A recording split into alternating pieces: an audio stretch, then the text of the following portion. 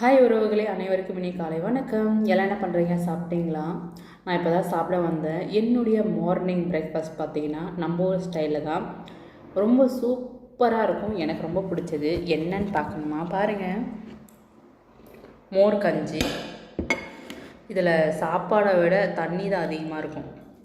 இதை தொட்டுக்கிறதுக்கு முருங்கைக்கீரை முட்டை பொரியல் முட்டை பொரியல் மாதிரி பண்ணி வேக வச்ச முருங்கைக்கீரை வந்து சேர்த்துருக்கேன்.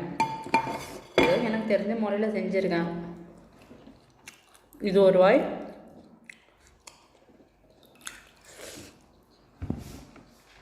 இது ஒரு வாய். சாப்பிட்டா எப்படி இருக்குது?